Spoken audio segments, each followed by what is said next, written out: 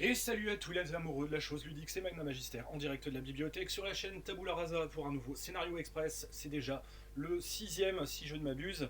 Et eh bien il sera à nouveau consacré à Shadowrun avec un scénario qui est la suite directe du premier que je vous ai déjà présenté, intitulé The Show Must Go On, et celui d'aujourd'hui se prénomme Open Your Eyes. Open Your Eyes pourquoi? Petite référence évidemment au film Abre los Ojos qui a donné un remake on va dire, sous nos contrées anglo-saxonnes sous le nom de Vanilla Sky. Et oui, on peut faire des scénarios Shadowrun avec les films les plus, on va dire, inattendus, va-t-on dire. Voilà. Donc, eh bien, en quoi consiste ce scénario?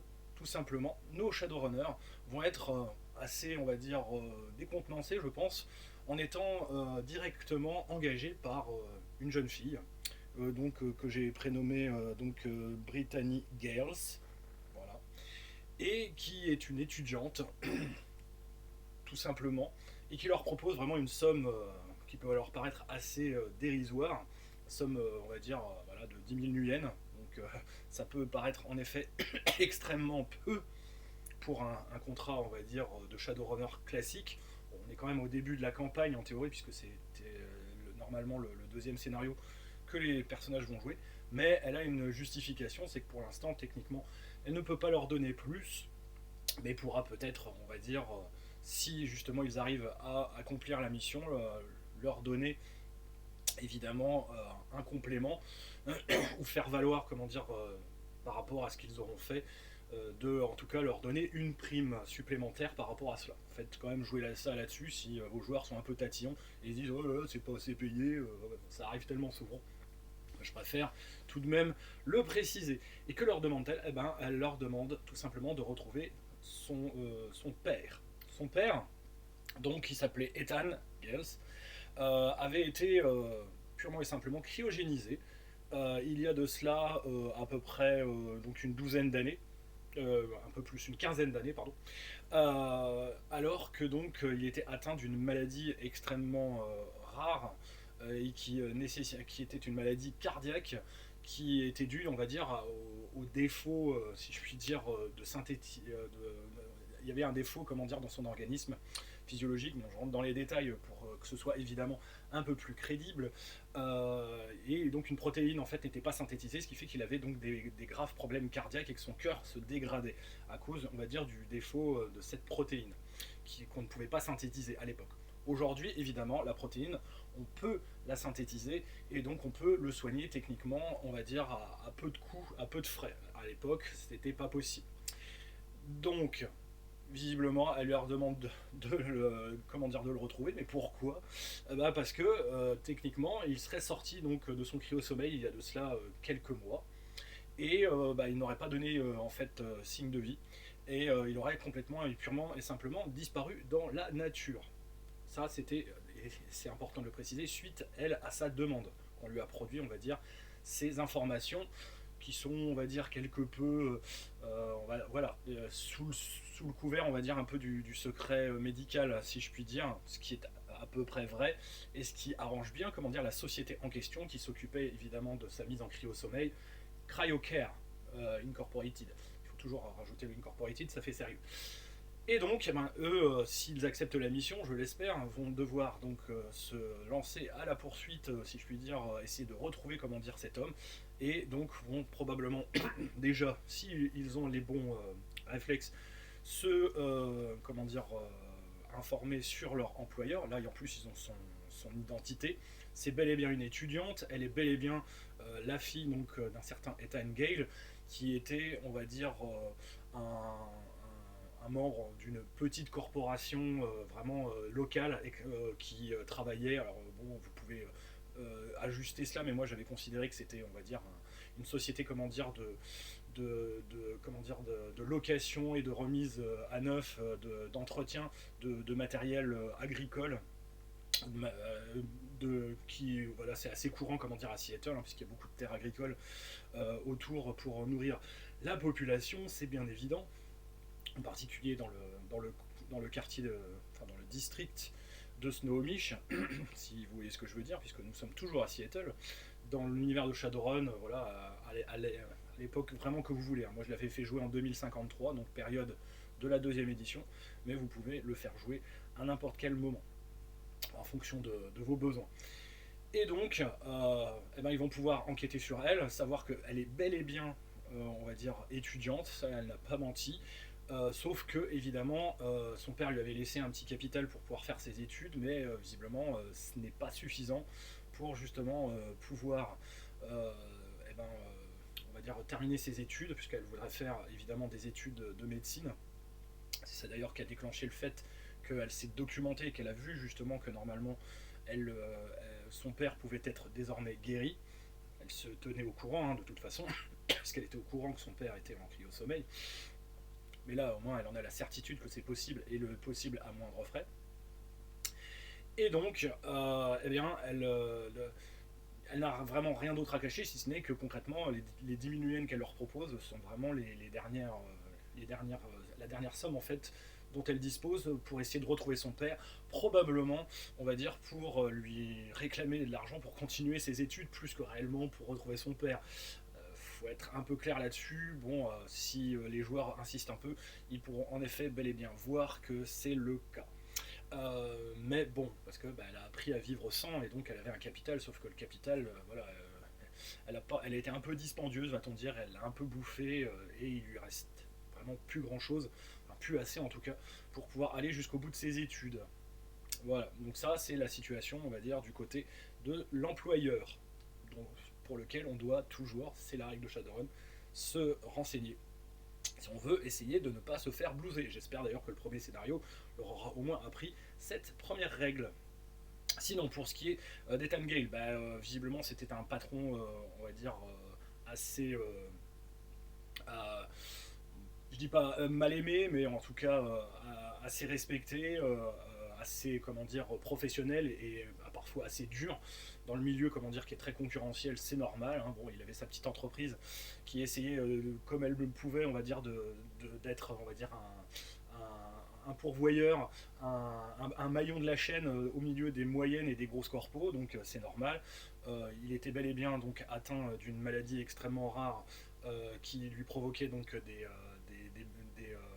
problèmes cardiaques assez importants, et voilà, ça sur ce point, pareil, c'est la vérité, du moins ce qu'ils pourront peut-être apprendre de la part de ses anciens employés, collègues. Voilà, sauf que aujourd'hui, évidemment, la société, elle est, on va dire, gérée par, on va dire, un tiers qui a été nommé, on va dire, à la tête de cette petite entreprise. Voilà. Et elle, en fait, techniquement, n'a plus vraiment accès à quoi que ce soit. La société, on va dire, ne lui appartient déjà plus vraiment. En fait, il avait fait le nécessaire avant d'être cryogénisé pour que justement elle ait un capital, mais on va dire il avait d'une certaine manière revendu sa société pour pouvoir faire cela. Après, donc, ils vont pouvoir évidemment essayer de se renseigner sur CryoCare, donc c'est le troisième, on va dire, niveau. Là, on a affaire à un scénario beaucoup plus libre, hein, un scénario en tout cas d'enquête. Ça, il faut quand même se le mettre bien, bien dans la tête, et on va dire, je dirais pas bac à sable, mais en tout cas non linéaire.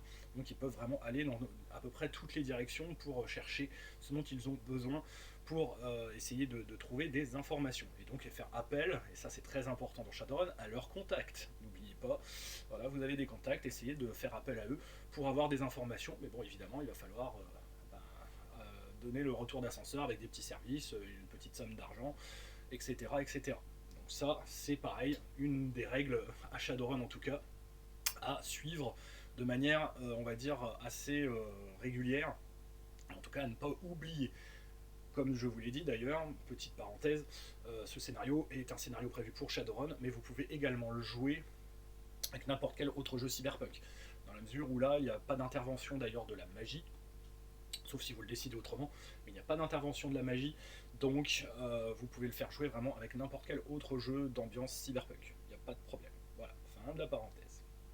Donc, s'il essaye de se renseigner sur CryoCare, donc de différentes manières, hein, par la matrice, en essayant d'avoir des témoins, en essayant de trouver d'autres personnes qui ont été des clients ou les familles de clients, il y a vraiment énormément de possibilités, hein, ça va être là à eux vraiment de faire un vrai travail d'investigateur. Eh ben, ils vont pouvoir s'apercevoir que CryoCare est une société déjà qui est assez florissante, hein, qui, on va dire, offre des services donc depuis déjà au moins plus d'une vingtaine d'années et que les gens en sont plutôt satisfaits. Et en creusant un peu, ils vont s'apercevoir que la société a connu une crise il y a de cela à peu près quelques années, donc ça doit remonter à 5-6 ans, et que visiblement elle a été remise à flot, et que on va dire tout s'est plutôt bien passé.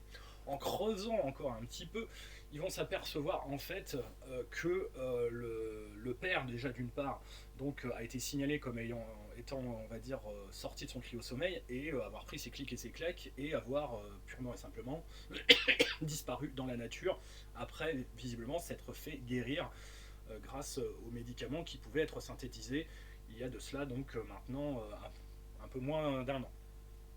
Et il va falloir évidemment encore creuser, et c'est là où vraiment là on va atteindre le fond du fond pour s'apercevoir d'une part que la crise en question financière au niveau de CryoCare, qui concrètement il y avait eu une vague on va dire de scepticisme à l'égard justement de cette méthode de cryo-sommeil, c'est-à-dire qu'à l'époque on a trouvé on va dire d'autres méthodes évidemment pour moins coûteuses et moins on va dire incertaine, parce qu'on va dire la technique est quand même maîtrisée, mais on peut quand même sortir avec certaines séquelles. Ça dépend évidemment surtout des séquelles psychologiques, dans la mesure où les personnes, durant leur cryo-sommeil, sont plongées comment dire, donc dans un univers virtuel qui est contrôlé comment dire, par la matrice. Ça fera écho à un scénario suivant que je vous présenterai d'ailleurs.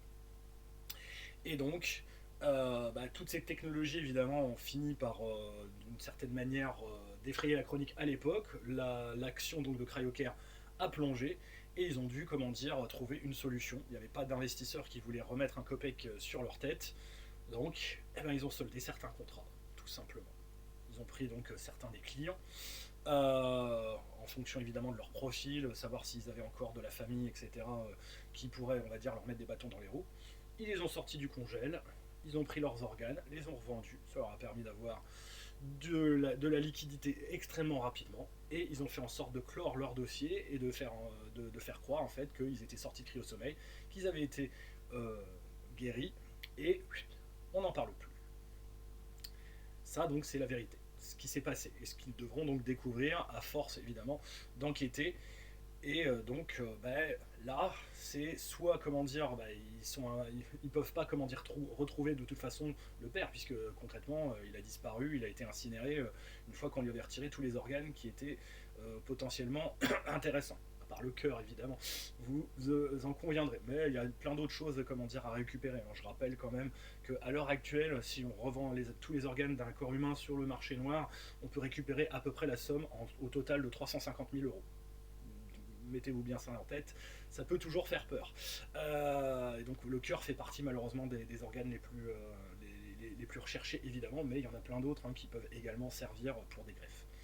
Voilà. Et c'est la loi du commerce, diront certains.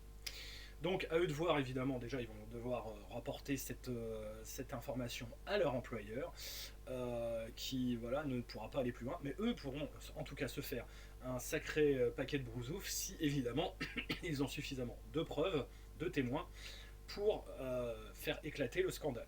Et là, faire vraiment fermer directement ses portes dans le plus grand chaos à cette société, on va dire, de Margoulin, et toucher évidemment aussi une très très grosse somme s'ils parviennent. Là, ce sera le seul moyen qu'ils auront de pouvoir gagner de l'argent avec cette histoire, comme pour le premier scénario, en dénonçant d'une part la société évidemment aux autorités, mais ce qui sera vraiment le plus lucratif, parce qu'en dénonçant la société aux autorités, ils auront juste, on va dire, quelques corpos lésés, les sociétés d'assurance, purement et simplement, encore. Mais ce qui sera évidemment le plus lucratif, ce sera de revendre les informations à un média, on va dire, quelque peu complaisant et avide de sensations et de scoops, qui, évidemment, pourra les rétribuer pour cela. Et ce sera vraiment on va dire, le seul moyen pour eux de pouvoir gratter, on va dire, suffisamment d'argent, s'ils négocient bien, pour, on va dire, en tirer profit. Voilà. Donc voilà, un scénario que j'espère, on va dire, vous aimerez à mettre en place. Donc un peu plus complexe que le premier. Bon, voilà, on arrive vraiment dans le scénario Shadowrun. évidemment avec la possibilité d'organiser, si on voit qu'il y a évidemment des informations qui vont fuiter, que la société va on va dire, connaître des retentissements quelque peu médiatiques, de leur envoyer des agents de cryocare sur la tronche pour évidemment essayer de les faire taire, leur faire pression, voilà, des hackers qui vont leur mettre des bâtons dans les roues pour faire disparaître leurs informations, pour leur pourrir la vie. Ça, vous pouvez imaginer, si vous avez besoin, on va dire, de scènes d'action, donc voilà, des gens qui vont venir purement et simplement pour essayer de les tuer, ou on va dire qui vont essayer de faire disparaître purement et simplement les preuves. Voilà. Donc ça, c'est les petites choses que vous pouvez rajouter en option au sein de l'enquête pour justement, on va dire, agrémenter la chose. D'autant plus que voilà, il y a certaines corporations qui pourraient peut-être être intéressées aussi. Ça, c'est un petit ajout annexe que je vous propose, de justement récupérer les technologies, on va dire, de cryogénisation qui ont été développées par la société et qui n'appartiennent à aucune grande mégacorp connue à l'époque en tout cas. Voilà. Donc, à vous de voir. Vous pourrez, on va dire, moduler la chose à loisir et je pense faire un scénario des plus intéressants pour votre jeu cyberpunk préféré. Mais pour moi, je l'ai joué en tout cas pour Shadowrun à l'époque. Et si vous avez besoin, regardez justement le film donc Vanilla Sky, qui n'est pas mauvais, hein, franchement, voilà, qui vous donnera, on va dire, peut-être d'autres idées si vous voulez justement développer cet aspect univers virtuel qui est utilisé là pour donc justement servir en quelque sorte de vie, comment dire, dans le sommeil, de vie, comment dire, pendant la cryogénisation, et qui peut évidemment, et c'est le principe justement du film, on va dire, causer des malfonctions, des problèmes psychologiques, etc. Et qui seront, on va dire, également intéressants à développer, si vous le voulez, pour d'autres scénarios cette fois-ci. Voilà, c'était donc Magna Magister pour le scénario express Shadowrun. Et je vous dis donc à bientôt pour de nouvelles aventures. Salut à vous!